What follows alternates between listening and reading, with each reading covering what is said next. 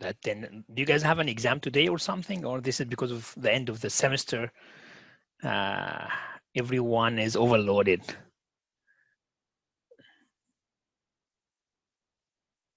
Very hard lab due at 5:30. I see. Okay, that's basically the reason then. Yeah, all the best with that.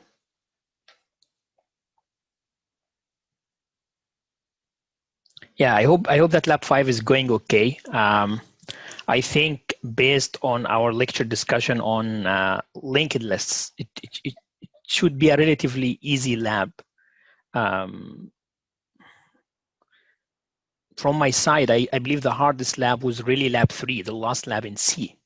I'm not sure if you agree with this or if you think otherwise, but Java labs are relatively kind of direct implementation of what we have been discussing in lectures. Yeah, more is okay. Yeah, so far because it's we are done with labs anyways. I believe then that's correct. Okay. Okay. So are there any questions before we start?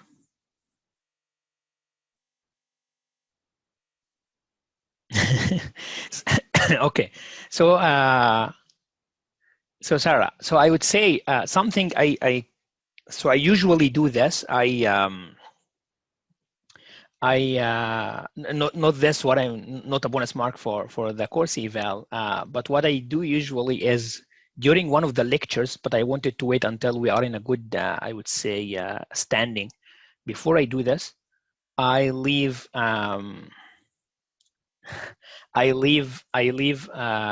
say something like around 10 minutes during the lecture, such that you don't need to take this out of your own time, just to encourage you to submit the course eval. Something I was thinking in doing, not related to the course eval, because, well, I don't prefer to do something directly related to the eval. It's not something I would prefer to give a bonus because of that. First of all, really course evals are your right? So it's think of this as a right rather than an obligation you have to do. It's your right to make sure you identify the good things and the bad things, such that the good things can improve and stay as is, and the bad things can get improved. So I see it as my right. If I were you, I will always do them. But then one thing I wanted to bring up, but I'm still thinking in this, is just to make sure you are confident enough when you are going to your final exam. I was thinking currently we have 5 labs. Some of you, I would say the majority, based on the average I see on every lab, you are doing pretty well on almost all the labs are average higher than 85% or 80%. That's something good. But then something I was thinking in is to see if overall you maintain a good average across all the 5 labs, well, including lab 0. So these are 6 labs, but then you lose some grades in one lab, for example. I'll just take the best 5 out of 6 to make sure, well, if you lost some grades on one lab, this shouldn't affect your overall lab grade, because as far as it's a more of a long process. Labs are long process rather than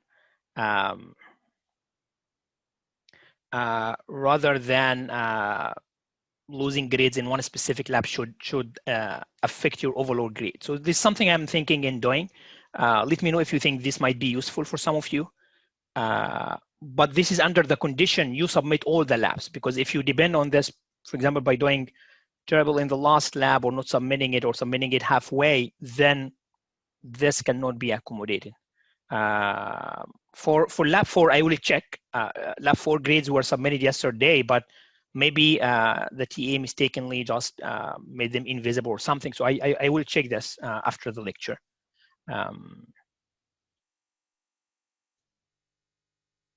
Something like this, Jack. That's correct. Yeah, something like that. It's like if you lose, but not. So I would apply this only if you submit all the 6 labs and you get reasonable grade in everyone. So for example, if you're getting in a lab just 10%, then, well, I cannot just accommodate for this. How we have 5 labs and lab 0. So these are overall 6 labs, right? Okay. So now I guess we are already past the time. So let's start our topic today. So the topic today is really not, I don't expect to go over time as usual. So let's hope we finish in time or maybe even earlier, because the concept is not something that is totally new and it's very easy, I believe, but it's important, I would say an important discussion or extension of what we have been discussing last time about writing a parent class like graphic object, the one that we had in the example, and then creating childs out of this, while the parent class itself really doesn't mean anything for us, right? And we got a question last time, I believe from Arjun, saying, well, what is the benefit of the parent class anyway here, or the area method, because the area method in the parent, if you remember, returned 0, right? This lecture is mainly answering this question, which is, well, if really I want to create a class, but I don't want the class on its own, I don't want to instantiate objects of this class, I would rather use this class to create childs that make sense to me, then what might be the best way of creating that class, right? So in Java and in OOB in general, we have a concept that is called abstract class. This abstract class, by the way, also kind of a direct implementation of the lecture that we had about ADT, abstract data types. Remember, maybe I should discard and then have a new slide here.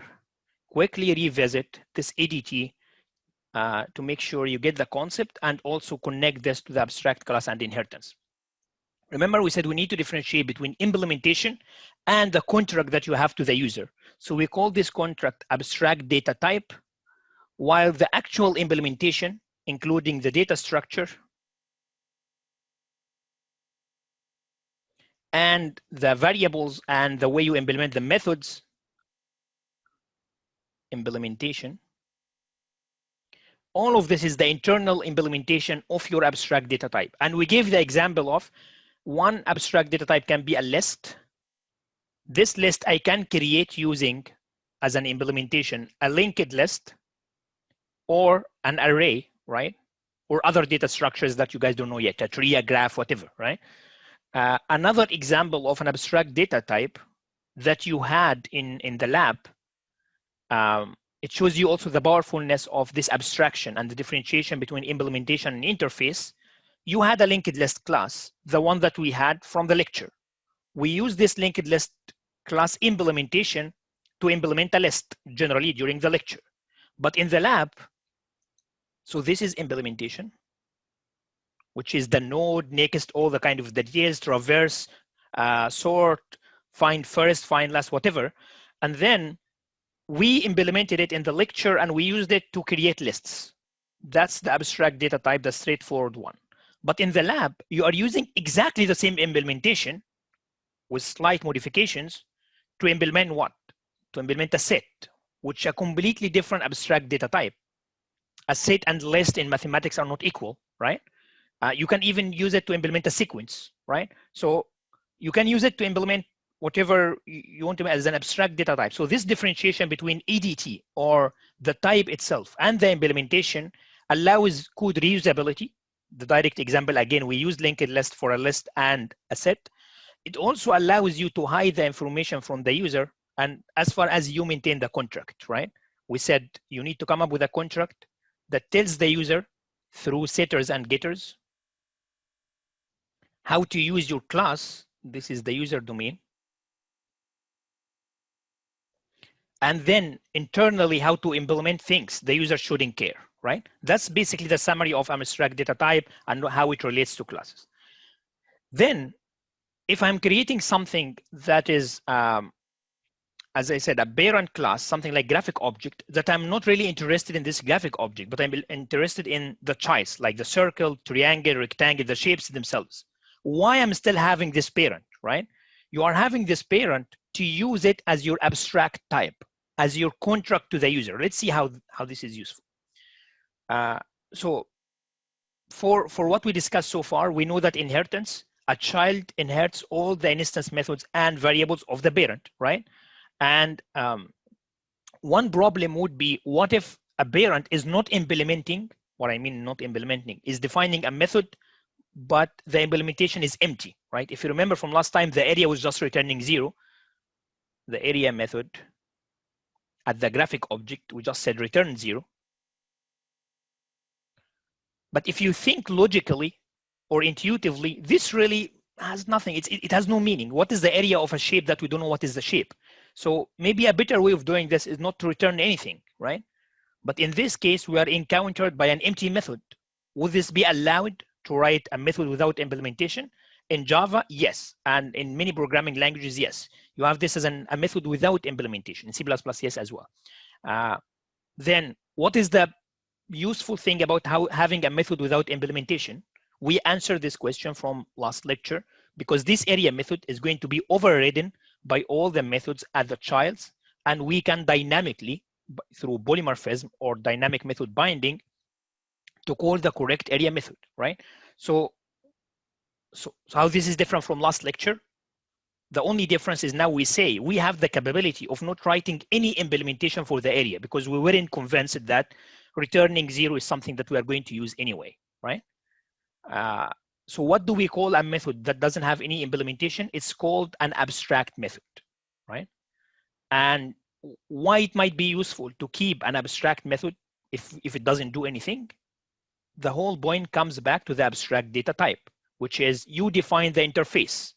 The parent is dictating that you have to have an area method that calculates the area. How to use it? It's just a void method that calculates the area of the shape, right? Defining the contract is the whole point behind having an abstract method as the parent.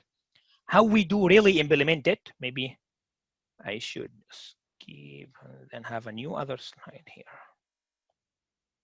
So the parent is our graphic object, and we are going to implement it today on online GDB as well, graphic object. This parent is really telling us what is the interface, what is the contract, what is the ADT that the user is going to get in the documentation, for example.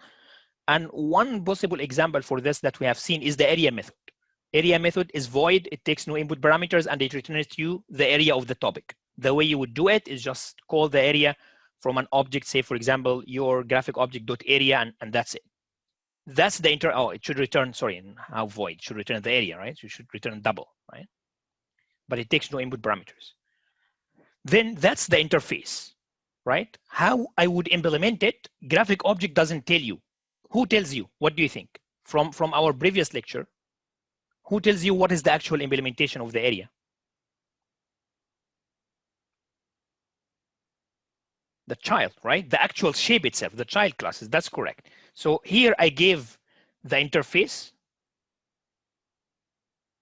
or the contract or the ADT, but then I leave implementation to the actual shape. If you have a circle, implement area in a certain way, you have another area implementation here. If you are a triangle, you have another area implementation, etc., right? So you just dictate this without implementation for the interface purpose, right? Good. So yeah, this is what we had before. We're just returning 0, but right now, given that we know we can use abstract classes, let's forget about this comparison for now. I'm going to visit it later, but I would rather focus on the actual implementation. Going back to what we had before, we had this graphic object as a parent. I'm instantiating or creating childs out of it. Not instantiating, because I'm saying for creating objects, basically inheriting it for creating childs. And now I know that this graphic object, instead of having it like this, I should create it as an abstract class. How I would create a class as to be abstract? By just using the reserved word abstract. Why having the graphic object class as abstract? Because simply I'm not interested in the class itself. I'm not even interested in creating objects out of this because it has no meaning. And I know that some of its methods, specifically in our example, the area, is an abstract method. So what is an abstract method again? Abstract method is a method without implementation. The implementation is left later for other classes. And any class that has at least one abstract method must be an abstract class. So you should explicitly say it's an abstract class. Why it makes sense here? Again, because, well, this class I'm not interested in at all. It represents no shape. So it has no meaning to just create an area with 0 area, right? It has nothing. So the only difference that we would have right now is we create our parent as abstract, and then childs will be the ones that are implementing the abstract methods. So what is the rule here? If you are a child of a parent that is abstract, and you are not abstract yourself, for example here, my point, or let's pick the circle one, the one we implemented, I'm not declaring it as an abstract class. What does it mean? Based on the rule we said, it means all the methods of my circle class must not be abstract. They should be usual methods with implementation. In other words, we call this a concrete class. So now 2 types of classes, a concrete class and an abstract class. A concrete class, so here, a concrete class is the one that we have seen so far until all the lectures, every method you have to implement. On the other hand, an abstract class is a class that has at least one method that is not implemented. It's only defined, right? So that's one difference. The other difference is an abstract class, you really cannot instantiate it. So you cannot create objects out of this class, right? Can I still create references? Yes, for sure. Remember last lecture, we had to create a reference of the type parent to be able to dynamically call the area method, right? And we will see the example back again today. But simply instantiating here means creating objects. So you cannot create an object from an abstract class. The class that is not abstract, well, it's the concrete class, the one that we have seen so far. Concrete classes, we can instantiate them. We already know this. A subclass or a child of an abstract class is only concrete if you override all the abstract methods. So what does it really mean? If I go back to my graphic object here, as I told you, I'm defining my circle not to be abstract, which means it's concrete, which means every single method has to have implementation.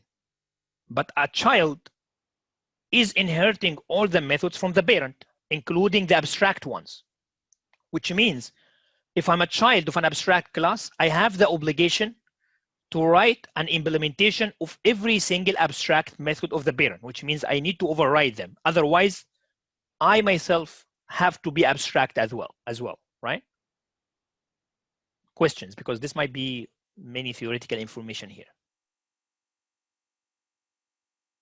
Yeah, and how the abstract method set up the contract, because in abstract method, you have the return type, the name of the method, and the input parameters, right? So from last lecture, area was defined. It has exactly the same signature in parent and child. Otherwise, you cannot do dynamic method binding. So once you dictate this in the parent, all the childs have to keep exactly the same method signature, which is the contract. Katie, so from yesterday's lecture, when you created an object of all 3, circle, rectangle, and parent, would this still be allowed or not? Yes, so good. That's an excellent point. The only and again we will implement it, but let's say the rule.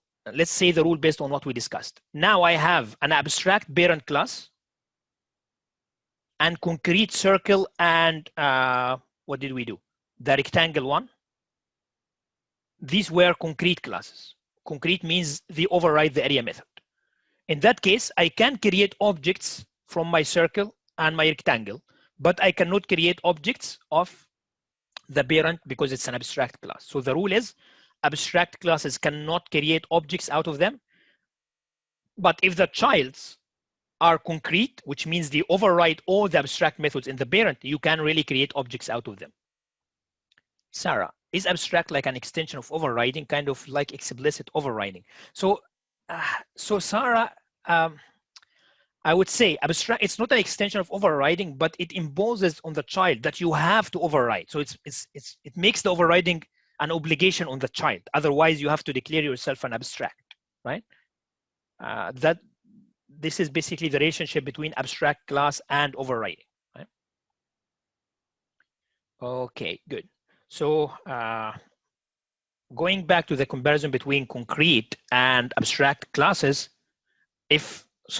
simply, if you have a parent or a superclass that is abstract, again, you create a child that extends this parent and you don't define it as abstract, so it's a concrete, then my subclass here has the obligation to implement all the abstract methods of the superclass. Why? Because a single abstract method that is left, you must define your class to be abstract. By not defining it here abstract means you have no methods at all that are abstract, which means you need to overwrite all the methods of the parent. Good? Okay. Questions before we go to implementation?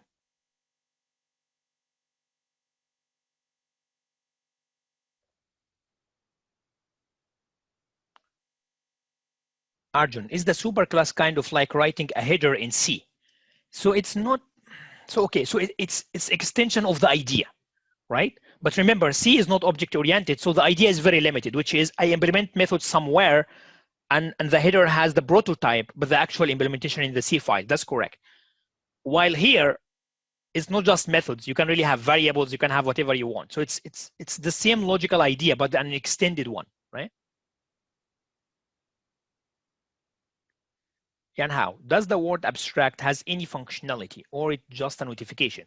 Yeah, it has this functionality, which means this class, for example, cannot be instantiated. So your compiler, if you have an abstract class and you try to create an object out of this class, it will give you an error because you cannot do this, right? So let's jump to online GDB because I believe that's the way to answer all these questions.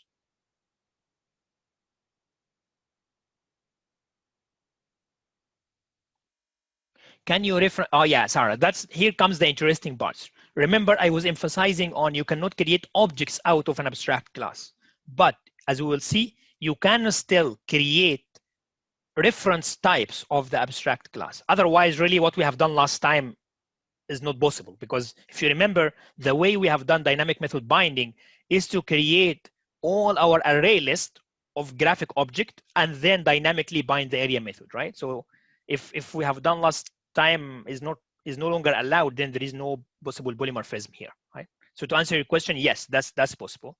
So let me, well, I don't want to start from scratch. So let's see if we have any. Well, the implementation is not here. Okay, that might work. So which screen are you guys seeing? The online GDB I would wish, right? So here, let's see, this is, what did we call it? Graphic object. Do Java. And then now, let me, just for sake of your understanding or extension on what we have done last time, let's make this a little bit bigger. Let's not do it abstract, right? Let's start from the point we stopped at and then we continue. And then here I'm only having my area method. And then we also had another class that's called my circle.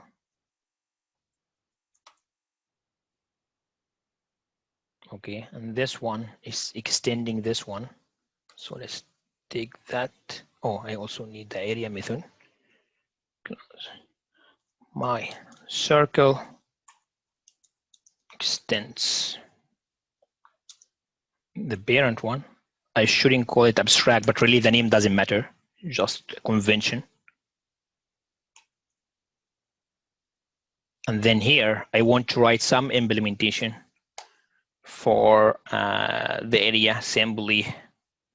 Well, just let's have double radius. And this one, for now, let's keep it 10. And double pi 3.14. Okay, and this one I would say return. Okay, double area as well, no problem. This one return. Well, calculate the area equal 0.5 times radius times pi. Good, whatever. Then I create another one. So all what I'm doing right now is what we have done on Wednesday, right? Then this is my rectangle. Just have double X double y. Just leave them uninitialized. And my area, oh.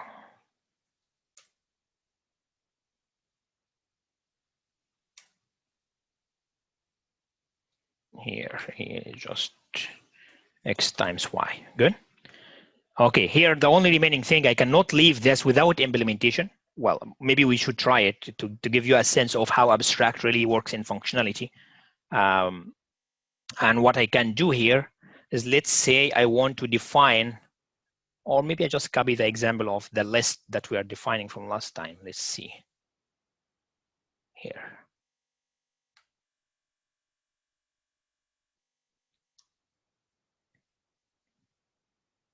Well, okay, that's copying stuff.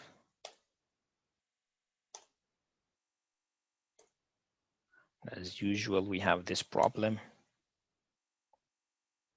So what we are doing here, remember, in the main, what we have done is we created a test case where we wanted to create an array or a list of those graphic objects, 100 of them. And then we went through these last time, remember, this 3 thing. And then let's say, oh, I guess we might have other lines that are going on here. Not sure. Yeah, that's correct.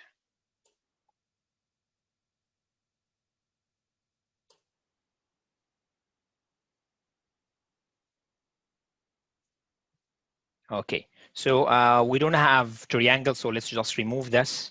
We have circle, we don't have point as well, we really don't care. And remember last time we also had, so simply this was 3.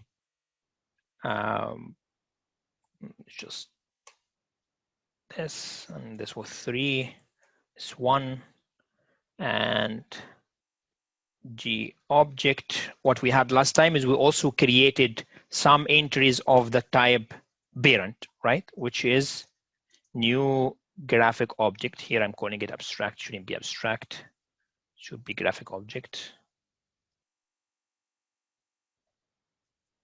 That's it. So we just take nothing. We take nothing. So this is exactly what we have done last time. I mean, it's just remaining to implement largest area, but simply we created this list and we are going through the entries of the list one by one. The first one is rectangle, second one circle, third one graphic object, and then etc. etc. etc. Fourth one is rectangle, circle, graphic object, if you remember from Wednesday, right? And let's see if this will work, right? The only thing that is remaining is to implement our area method, the largest one. So go here, and well, we don't need this hello world stuff, and this should be just graphic object. Here I'm passing the whole list into the largest area, and I guess last time we needed the guard against here if, well, if gi, if remember, is not null, well, I do all of that.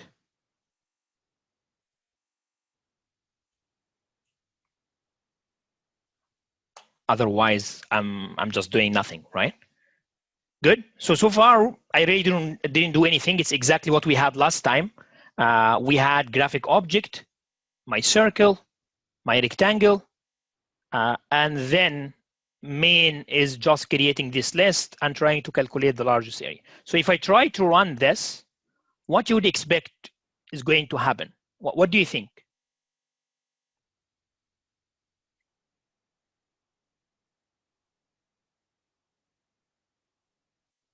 So looking into these, let's say specifically looking here, what do you think might happen? An error, Sarah. So why error? What do you think? Why I might get an error?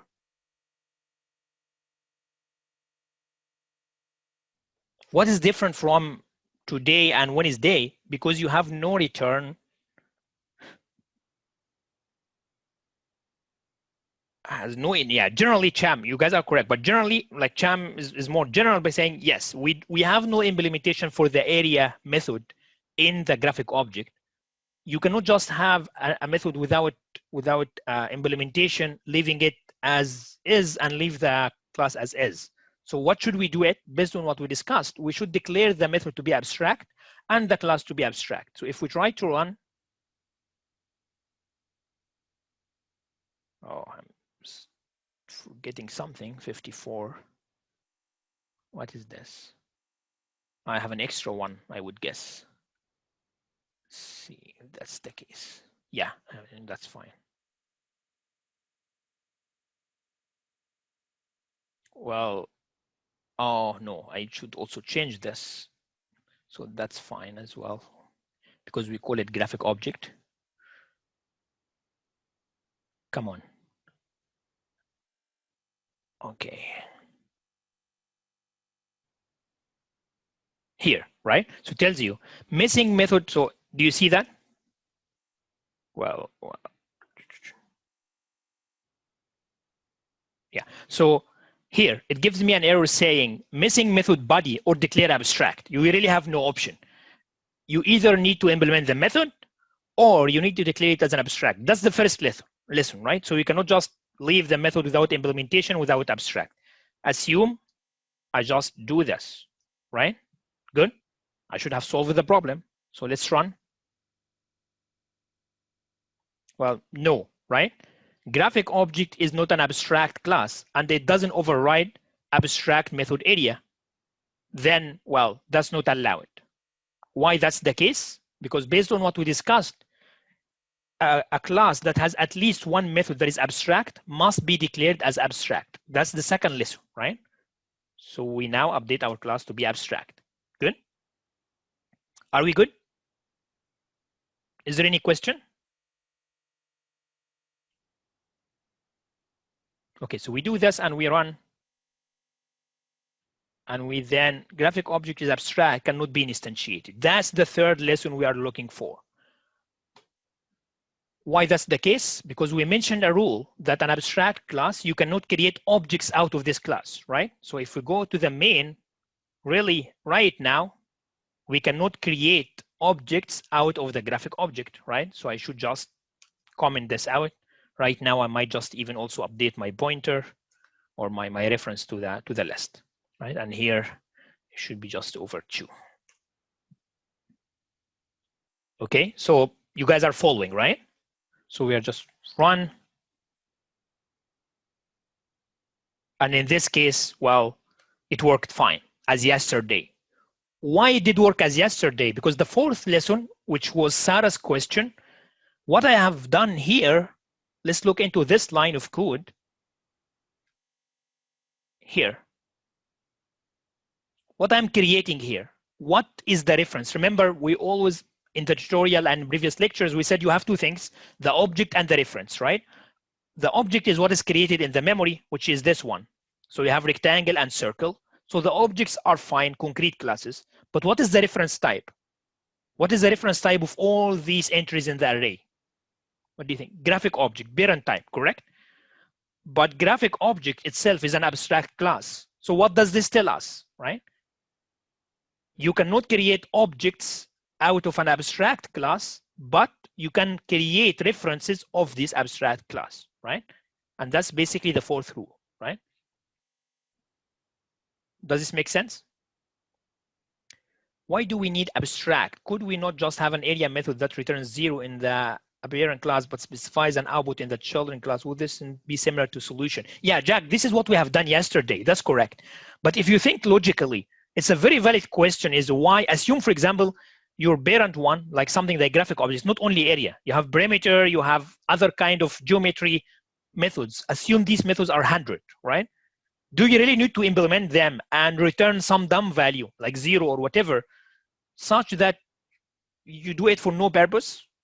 No, right? So simply abstract is more logical in that sense.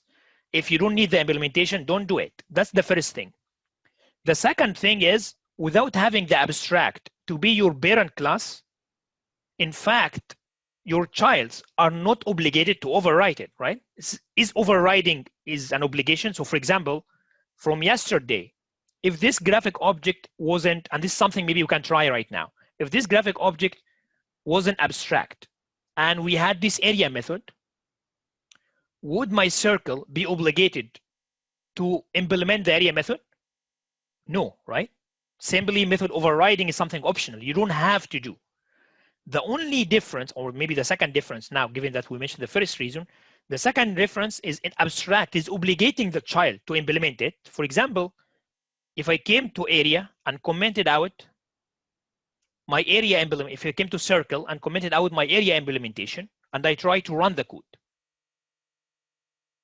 Now, oh, you get an error. Why? Because my circle is not an abstract class, and it does not override the abstract method area in the parent. So your code right now using abstract is having a guard against if you have improper implementation for your method in the parent, the child has to fix this implementation issue. This is not possible without abstract. So I hope that's clear, right?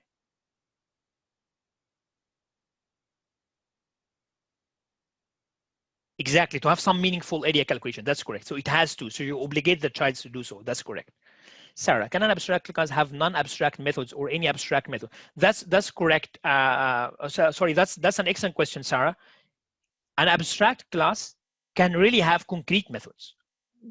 The constraint is that as far as you have at least one abstract method, you have to be abstract. If I go to the graphic object here and I do something like public, and let's think of something, maybe the toString method,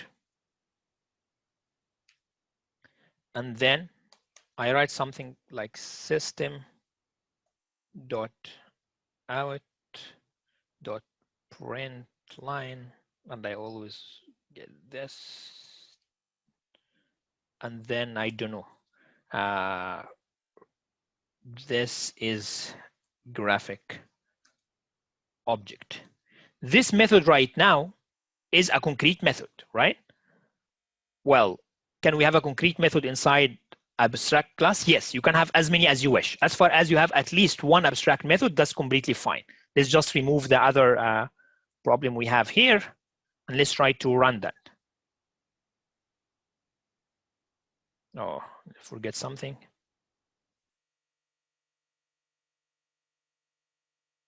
What's the problem? Oh, I didn't return. Oh, I'm just printing. That's stupid.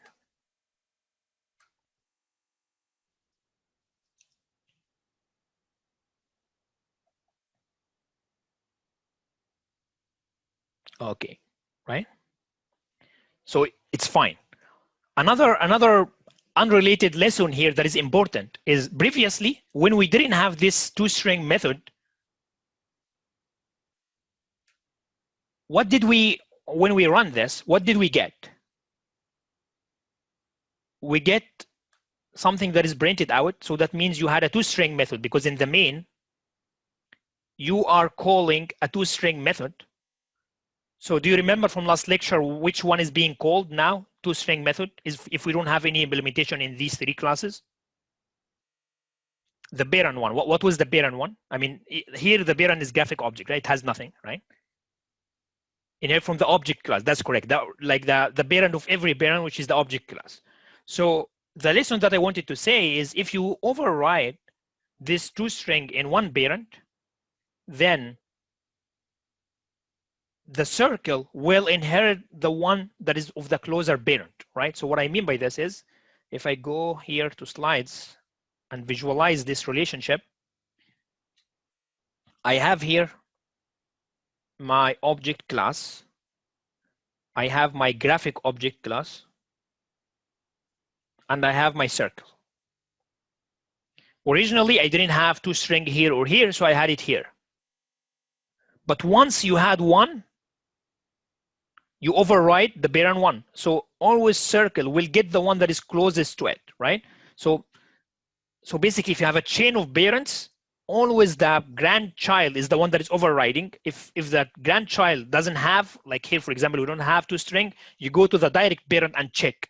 If it has, perfect, you override. If not, then you go to the other one, right? Good. Other questions?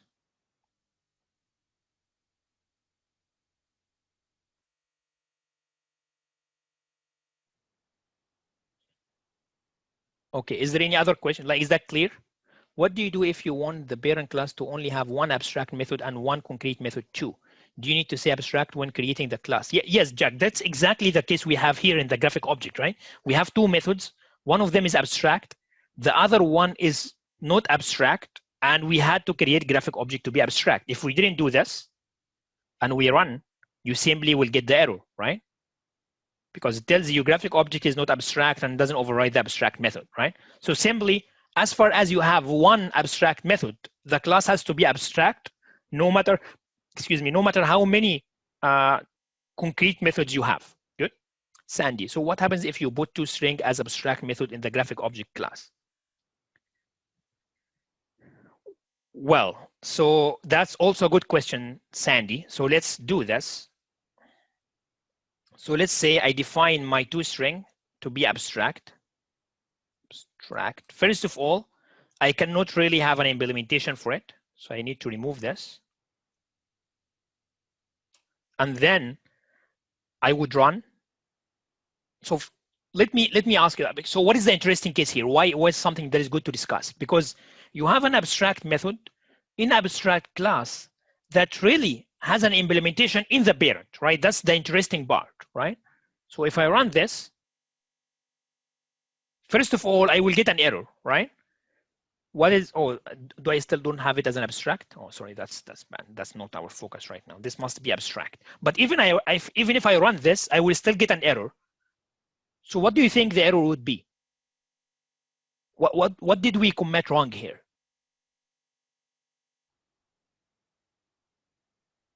What is the rule that we mentioned about a child exactly, right? So Yan Hao, that's correct. Right now we have a parent that has two abstract methods, but the rule we said, if you create childs out of that parent, it has to override all the abstract methods. So right now, we don't override the toString method, right? So you will get such an error. It will tell you my circle is not abstract and doesn't override toString. My rectangle is not abstract and it doesn't override the toString, right? So that's the first thing. But let's say, for sake of discussion, I'm going to implement something like this here, public string to string, and then I'm just return this is circle. Okay, and I would do the same thing at the rectangle.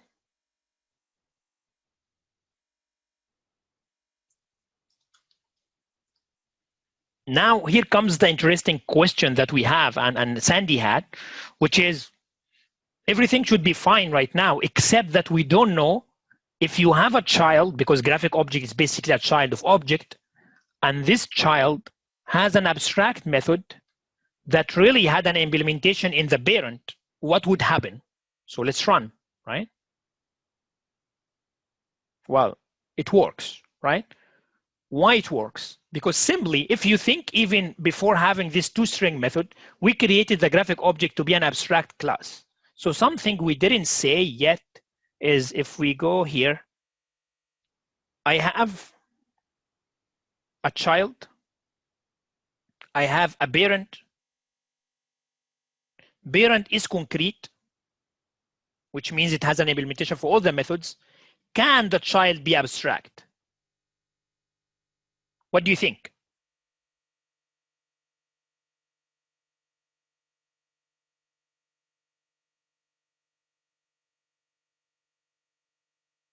Sure can. Why sure can? Because we just tried. I will come back to your question, Sarah, but let's continue this discussion. Why sure can? Because simply we said any class in Java is really a child by default for the object class. And the object class is concrete, right? That means if this wasn't allowed, we will not even be able to create any abstract class. So first of all, that's allowed, right? Yeah, that's correct, Yan Hao. Then it also means, as we have seen in the online GDB, this child can really have abstract methods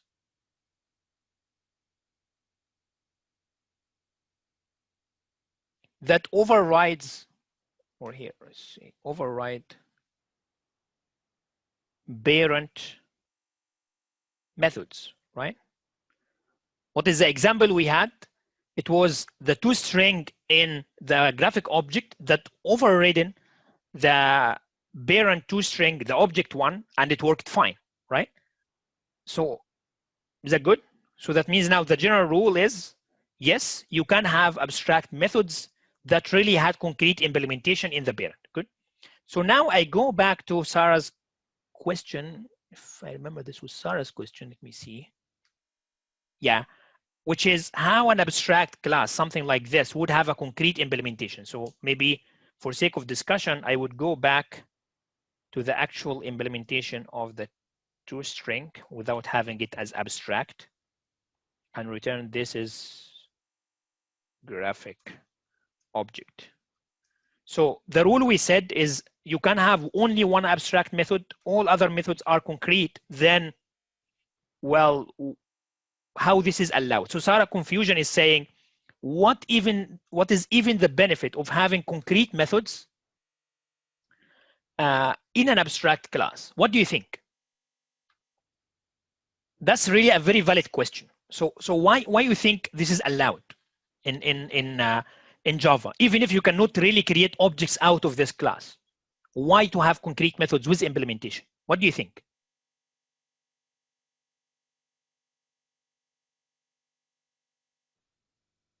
Can you think of any use case that might be useful?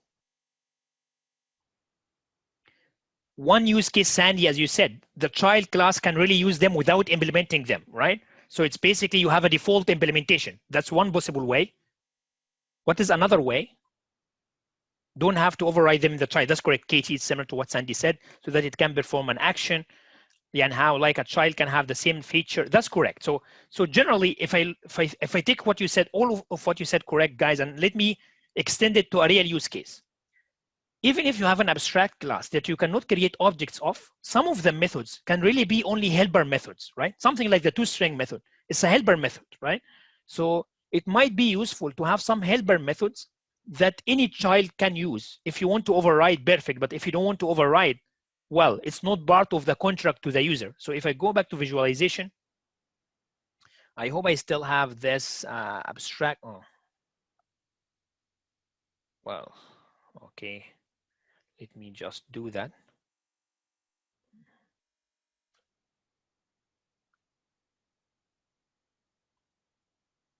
Yeah, good. So what we said about abstract methods is that they define the contract, right? So I said you define, well, do I still have the other? No. So we said those abstract methods define the contract or the ADT or the interface to the user, right? For example, a user knows that there is a method that's called area, perimeter, any kind of something that you can do in a graphic object. But then there are other methods that even can be protected. The user might not have access to them, but the childs have, that are helping you to implement stuff. For example, calculate something in between, do something like a string. So those kind of helper methods that you can use internally, the user has no access to, but all the childs can use. That's a use case where you can have some concrete methods even inside an abstract class, right? Does this make sense? So I guess what I was trying to answer here is why it might be useful to in fact have concrete methods even inside an abstract class, a parent, where childs can use them. Then going to Arjun's question, which is to confirm, as soon as you create an abstract method in the abstract superclass, every subclass is forced to create their own implementation. Otherwise, they have to be abstract themselves. That's correct. But then they are not obligated to override any concrete method. That's correct. So by default, you don't have to override the methods of the parent unless those methods are abstract. That's correct. Is there any other question? By the way, we are done with all the material we want to mention. So if you got questions, that's perfect. If you don't, then you can leave if you prefer. Thanks, everyone. So questions, I will stay for a couple of minutes to take questions. Hi. Like also I can have the same, yeah, okay, that's was before. Hello.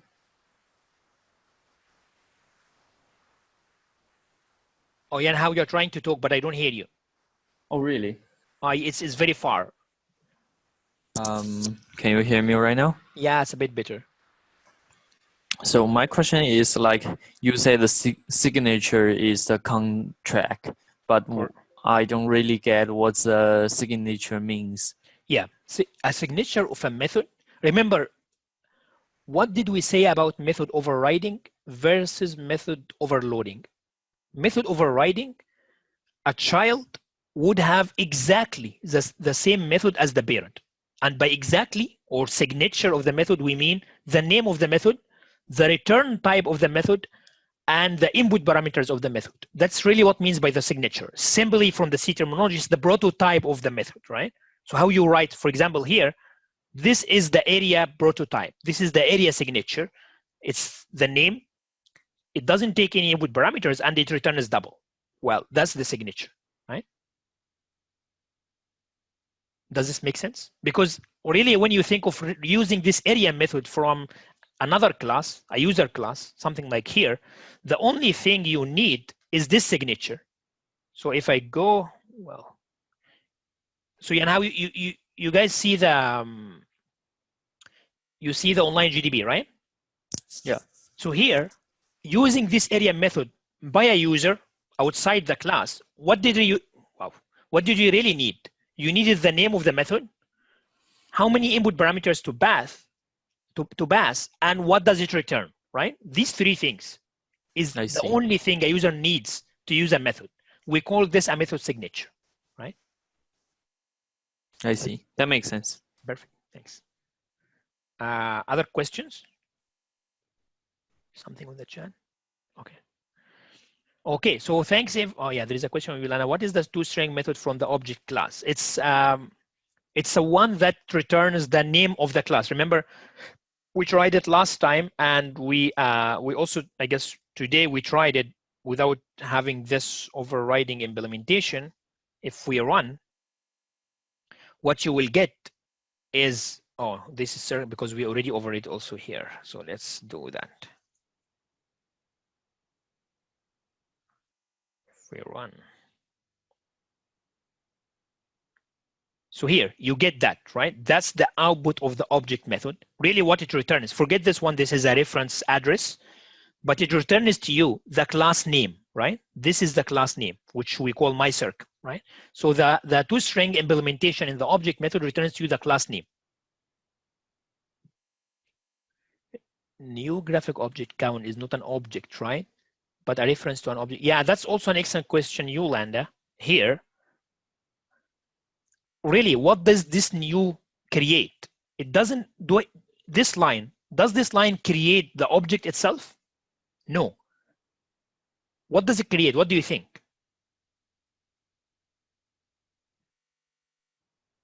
It creates the array, right? Remember, even for array, for a normal array, you need the new related word. So here we are creating the array. We are not creating the objects. Objects creation comes later here, right? Right? So we are only creating the array of references. That's correct. Yeah, it allocates memory, but only for the references, like the array references, right? Not the objects themselves. Good.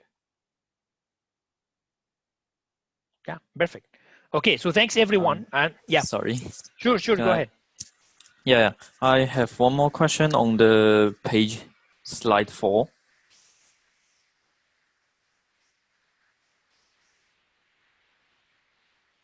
Yep. Oh wait. Why it doesn't look the same as mine? Which one are you opening? Are you opening the new one or the new one? Yeah, that's it. The slide 4. Oh, because I added another empty slide. Okay. Yeah. So which one are you referring to? This one? Maybe the next one. Okay. Like, what's the green word means? What do you mean by instantiate? Create objects out of them, right? Because here we said abstract classes cannot be instantiated, which means you cannot create objects out of them. Oh, okay. Right? I While see. normal Creating classes. The instant. Exactly. Yeah. I see. And like, if no one is there any others asking question?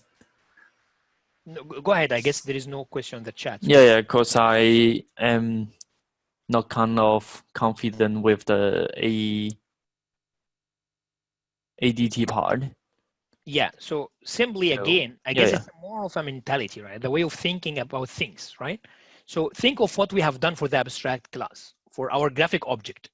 Really, what did we do? Why this thing doesn't delete? That's interesting. Maybe you can open a new slide. Yeah, give me a second here. Here, Create new slide. then here. Let's do that. Okay, so what we have done for the graphic object is the parent was abstract, telling us as a user, you have access to some methods. Those methods really was just like a single method, but you can extend the same idea, right? So it gives you the area method. How area is implemented, as a user, you don't care. You only care that whatever the object shape you create, I should return to you the correct area, right? And you should expect this to be double.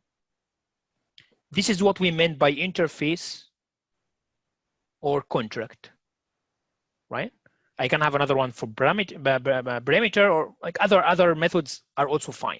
But this is called contract. This is what you find in documentation. This is what you find in simply as a user, what you need to know to be able to use the function or the method.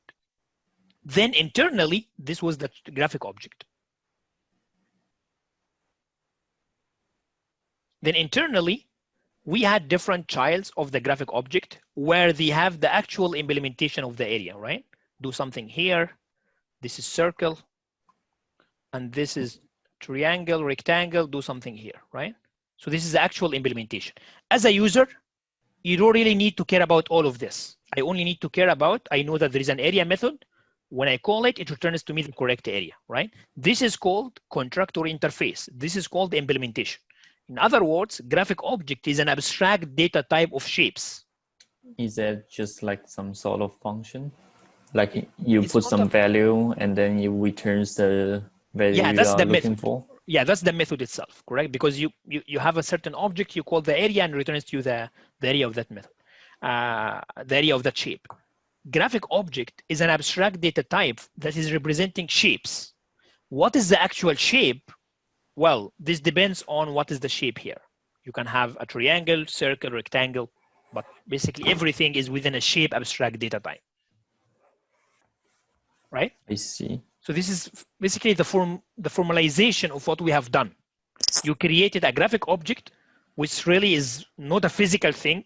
There is no shape called graphic object, but it's more of an abstraction that applies to all the shapes, right? I see.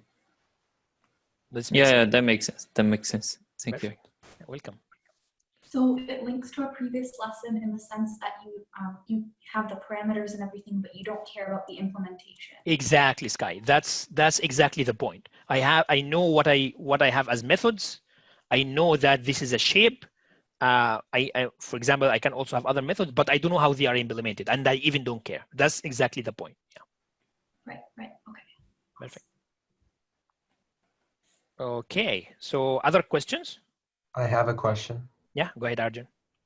If you're doing the overriding of an abstract class by its subclass, the subclass has to be concrete, right? It can't be an abstract subclass. Yeah, an abstract class has at least one abstract method. So if Right, you no, override, the subclass, does it have to be concrete or can it also be abstract? if it didn't override all the methods, so if it left at least one abstract method from the parent without implementation, it has to be abstract. If it overrides all the abstract methods, so all the child methods are concrete, including the ones that are inherited from the parent, then it has to be concrete, right? So the rule is any class with one or more abstract methods must be abstract. Any class with no abstract methods at all is a concrete class. Right, so technically you could have an abstract superclass that has a single abstract method in it, and then you could have an abstract subclass that has a concrete method that overwrites the parent's abstract method, but then has its own abstract method. Exactly, yeah, exactly, that's correct. Okay, That's correct. Right. So then when you're overwriting a abstract method from the superclass, you don't have to write, you write it as a concrete, right? You Yeah, don't write exactly. it as an abstract method. Sure, because it has an implementation. Abstract method by definition has no implementation. So if you implement it, it cannot be abstract. Okay, so if you for the graphic object example, right? In your abstract graphic object class, you would just do area, but then in circle you would define a method area and then actually have an implementation of area. Exactly. Yeah, right. This is You wouldn't exactly say what we have done here, right? Okay. Yeah, so as you can see here, area in the circle is not abstract. It has implementation, while area in the graphic object was an abstract method without implementation. That's correct. Right. So just to confirm what you're saying, if you go back to my circle real quick. And you write a method here that is abstract. I believe this is what you're Yeah, after, that's what I'm right? saying. Yeah. Yeah. So then Abstract. if you write an abstract method there, then you can make my circle an abstract class that still has It the must capability. be correct. It must, in fact, not you can. It must be abstract, right? Let's try this. Well, it doesn't have implementation because it's abstract. And let's say, well, it returns nothing or void or whatever. I don't care. Let's say it also returns double. But then if I run this, it will no longer run, right? And the reason is, as you said, my circle is not an abstract class and it does not have an implementation of prem. So you must declare this class to be abstract, right? Okay. Was this what you are after? Yeah, so you can overwrite abstract with abstract subclasses, assuming it has the correct implementation for the Definitely, that's correct. Okay, cool. Thank you. Perfect. Thanks. And by the way, also given that my circle is now abstract, you don't have to implement the area, right? It can also be abstract. Oh, so you're saying you can pass through, as it were, area because it's abstract, so it's no longer required. Requiring implementation, exactly. That's so correct. Technically, a subclass of my circle could do the implementation. Exactly. And okay. Exactly. But then can you do like grandparent referencing through graphic object? But do I need? Sense? You don't need, right? You mean if there is a child of my circle, right?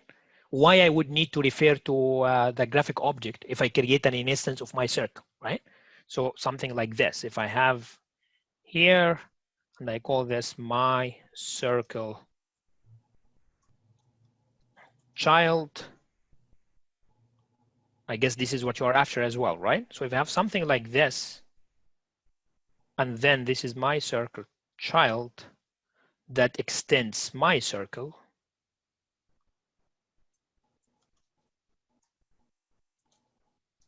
so then what is your point? Why do I need to refer to graphic object, right?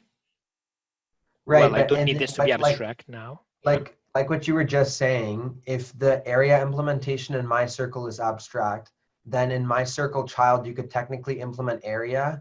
And then if you wanted to do that operation using graphic object, would that be possible? Or you would have to I see what you mean. Going to the main, can I still refer to my circle child by the parent one? Yes, you can, right? Because simply a reference of type grand. So remember what we discussed also in the tutorial this morning. A reference of type parent or grandparent or whatever parent can access any object of a child type. So child here doesn't mean a direct child. It can be a grandchild or whatever. Okay. Right? You can still do this for sure. Yeah. Right. So you can get very specific where you have subclasses and subclasses and subclasses. And as long as the abstract parent classes connect their methods in the sense that like you have multiple abstract areas for the parents, then you can do an implementation of like the great grandparent or like exactly correct generation down. Oh, okay. Correct. Cool. Correct. Yeah, correct. Thank you. Oh, welcome. Okay, perfect. So thanks everyone. And I guess I'll see you all then next week.